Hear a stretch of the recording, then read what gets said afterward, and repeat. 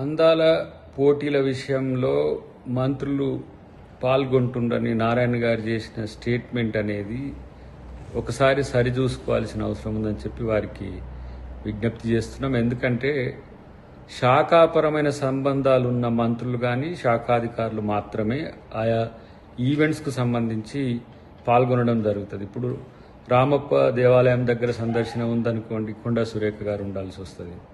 ఇతరత్ర పర్యాటక సంబంధించిన అంశాలు వచ్చినప్పుడు వారు జూపల్లి గారు ఉండాల్సి వస్తుంది. ఇంకా ఏవైనా అలాంటి సందర్భాల్లో మంత్రులు వాళ్ళ యొక్క ప్రజెన్స్ అవసరం ఉంటూనే ఉంటారు తప్పితే అందాల పోటీల చుట్టూ తిరగాల్సిన అవసరం లేదు. శాఖాపరమైన అంశాలు చాలా ఉన్నాయి.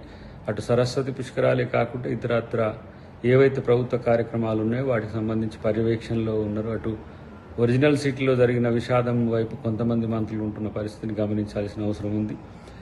బీజేపీ బీఆర్ఎస్ నాయకులు చేసే స్టేట్మెంట్స్కు ఊతమిచ్చేటట్టుగా నారాయణ గారి స్టేట్మెంట్ ఉందనేది అంశం గమనించాలి.